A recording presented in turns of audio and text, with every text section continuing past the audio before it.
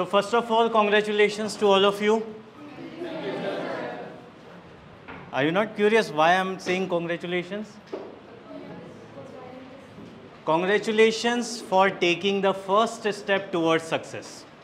ठीक है, आपने अपनी सफलता के लिए पहला कदम ले लिया है ओजांग IAS में एडमिशन लेकर.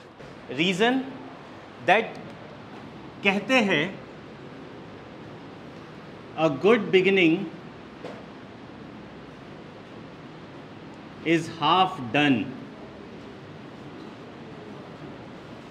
A good beginning is half done. एक अच्छी शुरुआत का मतलब ये होता है कि आपका आधा काम हो चुका है.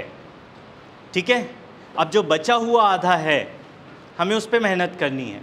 शुरुआत आप कर चुके हैं, ठीक है, कमिटेड है, ठीक है, और प्रॉपर गाइडेंस के साथ हम इस चीज़ को आगे बढ़ाएंगे. Right. So beginning now. This success, मैंने कहा ना आपकी सक्सेस का फेज़ स्टार्ट हो गया है. ठीक है, बट ये सिर्फ शुरुआत है. ठीक है, अभी we are suppose to take a long journey. ठीक है, एक लंबी यात्रा है. ये तो आज आपका पहला दिन है, या ये कह लूँ पहला सप्ताह है. ठीक है, इस सप्ताह से, फर्स्ट वीक से आपका फाइनल रिजल्ट तक एक हमारी जर्नी है. ठीक है, स्टेप बाय स्टेप हम सारी चीज़ें अचीव करते चलेंगे. ठीक है, स्टेप बाय स्टेप हम चीज़ों को डील करेंगे, चीज़ों को इम्प्रोवाइज़ करेंगे. ठीक है, और फाइनली हम उस एलीट लिस्ट में अपना नाम लेकर आएंगे. ठीक है, जिसे हम कहते हैं civil services examination final list. सभी लोग चाहते हैं? yes, और आप सभी ये चाहते हैं कि टॉप 50 में आए? yes, है ना? कोई ऐसा तो नहीं सोचा ना बस सिलेक्शन हो जाए? no, सोचना भी नहीं. ठीक है, क्यों? क्योंकि हमें टॉप 50 का टारगेट करना है. Right. So good beginning, half done. ठीक है, आधा काम हमारा हो गया है. अब बाकी आधे में क्या करना है वो हम समझेंगे. ठीक है. सो इस IAS एग्जामिनेशन के बारे में यदि कहा जाए तो ये क्या सिर्फ आपका नॉलेज टेस्ट कर रहा है? नहीं, नॉलेज के साथ साथ पर्सनालिटी टेस्ट. Very good.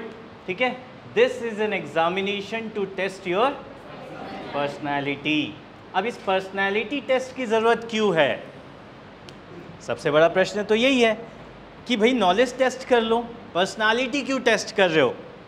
ठीक है, पर्सनालिटी टेस्ट आपकी इसीलिए की जाएगी क्योंकि जब आप इस एग्ज़ाम को क्लियर करेंगे तो आपके पास कौन सी पोस्ट होगी? IAS की. और IAS का काम क्या होता है?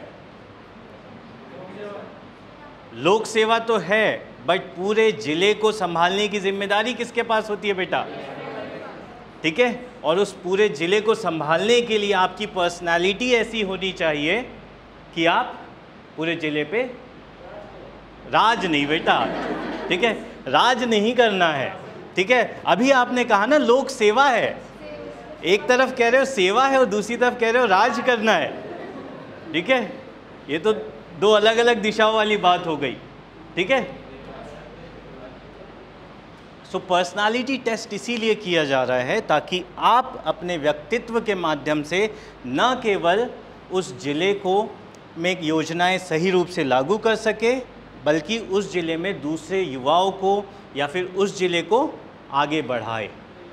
इसीलिए आपकी पर्सनालिटी टेस्ट की जा रही है. और ये पूरी की पूरी प्रोसेस जो है, the process of success, the journey of success, ठीक है, ये आपकी पर्सनालिटी डेवलपमेंट की प्रोसेस है. ठीक है, अब इस पर्सनालिटी डेवलपमेंट में क्या चीज़ रिक्वायर्ड है? फर्स्ट एंड फॉरमोस्ट थिंग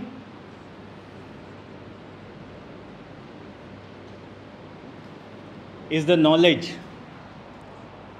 जब तक आपके पास नॉलेज नहीं होगा, आपके पास कंटेंट नहीं होगा, क्या आप पब्लिकली किसी भी टॉपिक पे बोल सकते हो? आज मैं आपसे एक टॉपिक दूं कि बेटा ये पढ़ना है, ये इस पे आपको एक लेक्चर देना है, आप डिलीवर कर पाओगे? फंडामेंटल राइट्स पे अगर फॉर एग्जांपल अगर मैं फंडामेंटल राइट्स की बात करूं तो नहीं. ठीक है, कुछ चीज़ें बता दूंगे, बट बेहतर तरीके से तब बता पाओगे जब आपके पास नॉलेज हो। ठीक है, नॉलेज है, बट अगर उस नॉलेज को आप प्रॉपरली प्रेजेंट नहीं कर पा रहे, ठीक है,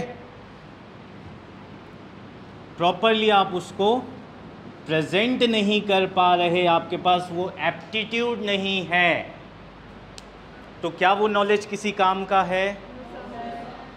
नहीं है ना। कहते हैं ना, सही बात को सही वक्त पे सही तरीके से बोला जाए तभी वो प्रभावी होती है।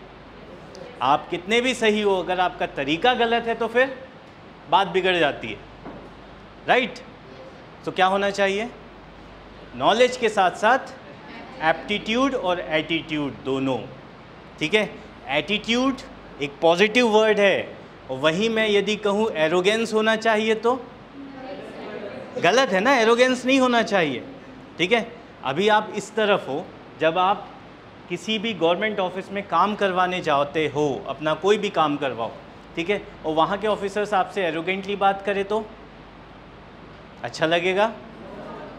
तो जब गुस्सा आता है ना, तो जब आप बन जाओगे तो आपको क्या करना है?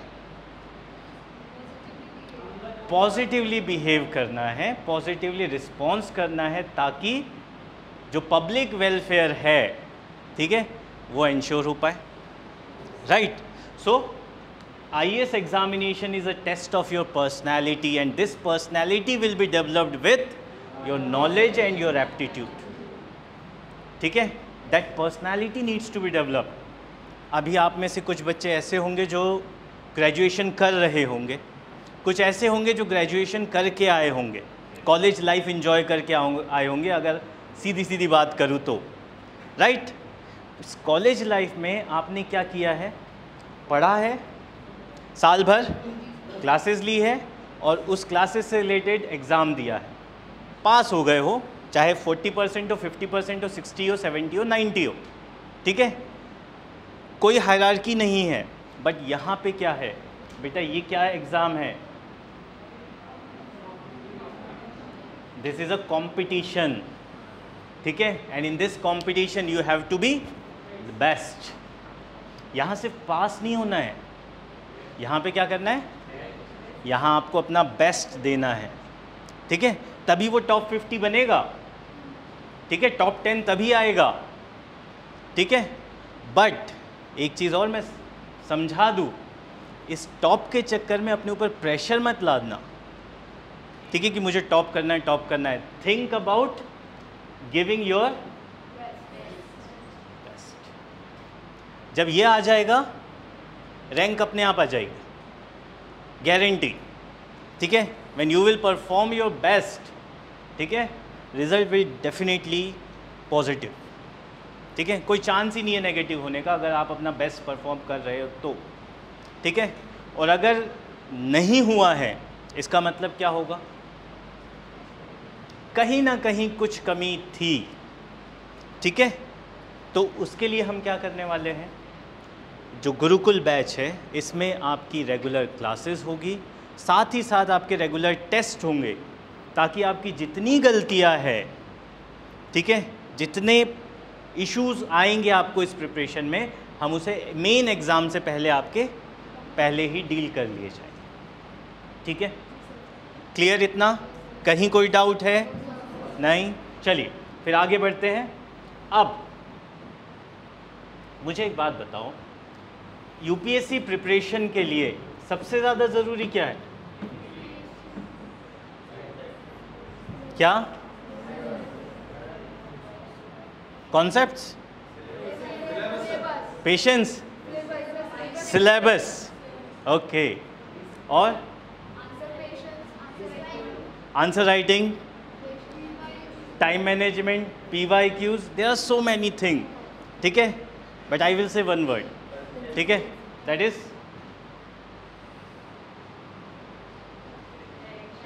डायरेक्शन, ठीक है। Y direction?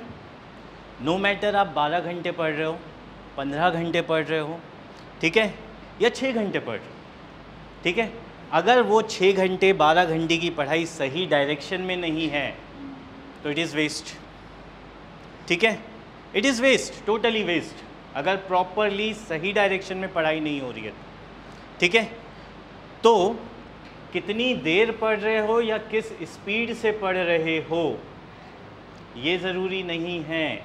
ज़रूरी क्या है? Your direction.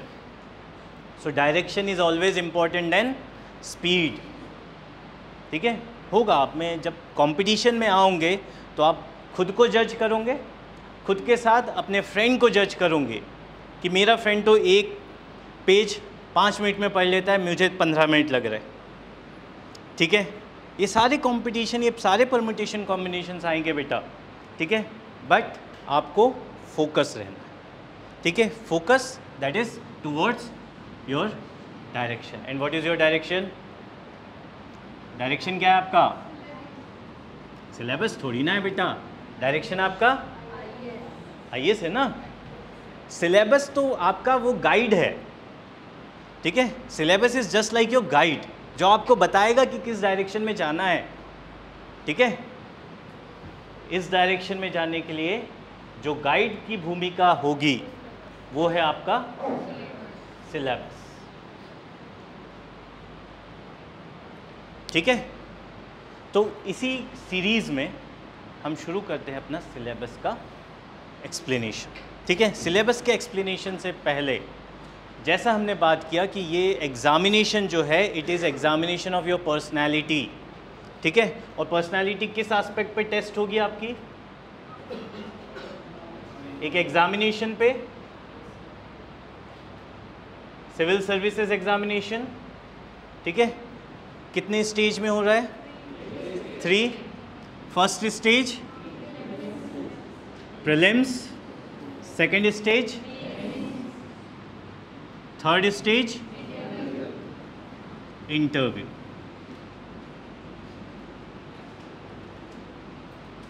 Now when it comes to prelims, how many papers are there? 2 papers are there. One is GS, CSAT, right? General Studies and Civil Services Aptitude Test. In short, CSAT. How many questions are there in GS? And in CSAT? 80. ठीक है? Here you have to score as much as you can. जितना ज़्यादा आप score कर सकते हैं उतना score आपको यहाँ पे करना है। क्यों? क्योंकि कट ऑफ यहाँ से डिसाइड होगी, राइट।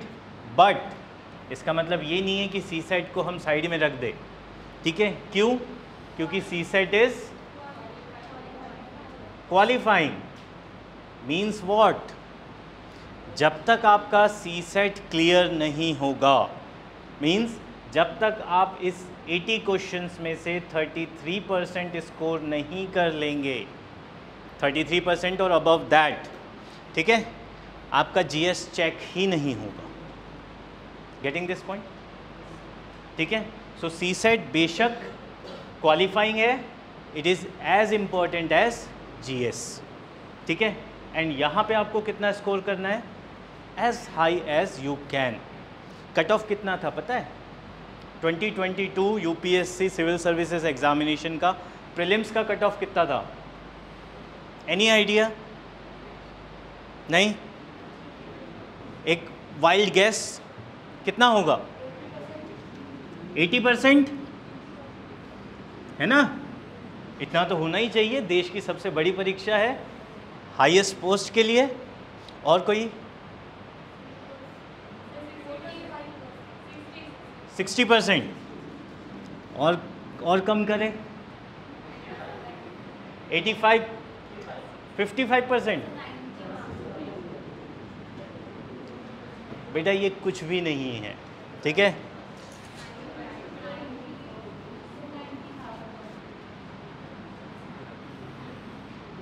परसेंटेज वाइज 44 और मार्क्स एग्जैक्टली 88.22 आउट ऑफ 200। इतना कम, ठीक है। ये 2022 का कट ऑफ है प्रीलिम्स का, ठीक है। इतना ही तो लाना है, ठीक है, मतलब हर क्वेश्चन 2 मार्क्स का है, मतलब आपको कितने क्वेश्चन सही करने हैं? 45 आउट ऑफ 100। मुश्किल है क्या? आसान है? आसान है बेटा, ठीक है, आसान है, इसीलिए बता रहा हूँ क्यों आसान है, ठीक है। यदि आप डायरेक्शन के साथ प्रिपरेशन करेंगे ना तो ये बहुत आसान है 45 क्वेश्चंस करेक्ट करना। बच्चे क्या करते हैं मैं बताता हूँ, कहाँ गलती करते हैं, ठीक है।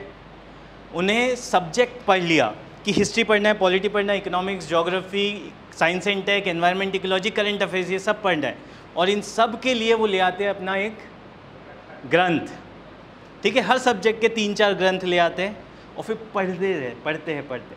वो मेन चीज़ देखते ही नहीं है कि कहाँ पढ़ना है, क्या पढ़ना है और कितना पढ़ना है।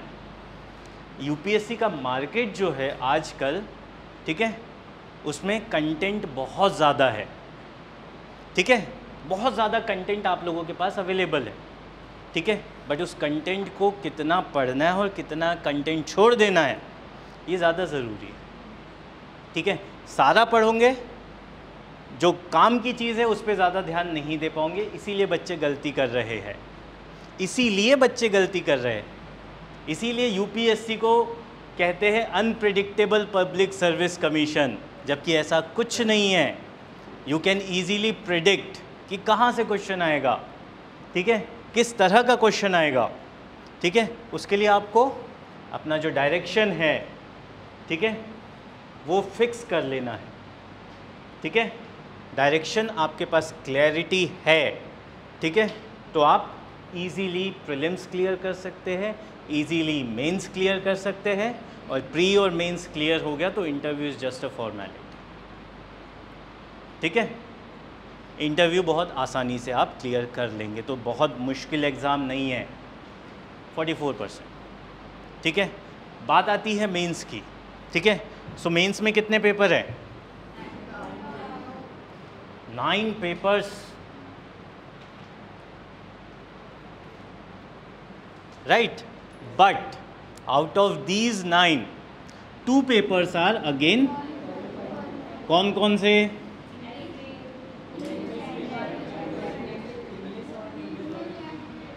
एक इंग्लिश और एक रीजनल लैंग्वेज और हिंदी यू कैन टेक, ठीक है।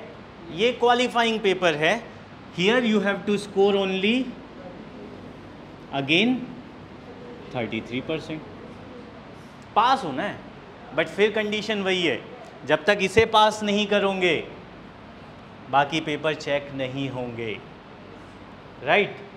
और बाकी पेपर कितने बचे? 7। कौन कौन से?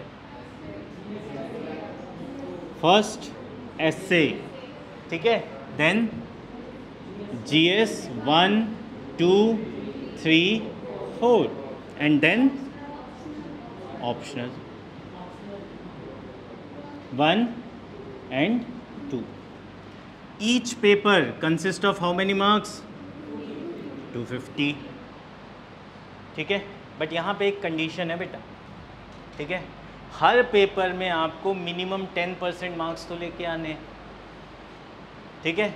आपने बाकी 6 सब्जेक्ट्स में 60% मार्क्स ले आए, बट ऐसे में आपके 10% भी नहीं आए तो गड़बड़ है।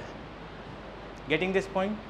So minimum percentage of every paper is 10, ठीक है, वो लाने ही हैं। 250 में से 25 नंबर तो हर पेपर में चाहिए, तभी सिलेक्शन होगा, नहीं तो नहीं होगा, ठीक है। और यहाँ कट ऑफ कितनी जानी चाहिए? टोटल पेपर है हमारे कितने?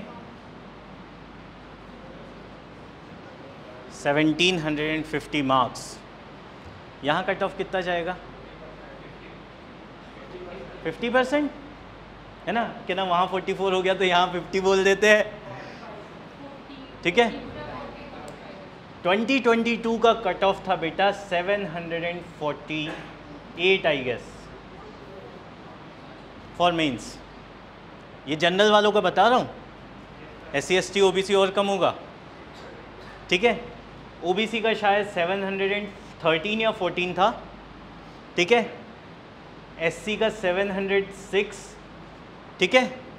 इस रेंज में आपका कट ऑफ है। सो 750 इज़ द कट ऑफ, आप उसको टारगेट बनाइए, ठीक है। 750 इज अगेन लेस देन 50%, ठीक है। Then comes interview, how many marks? 270, ठीक है।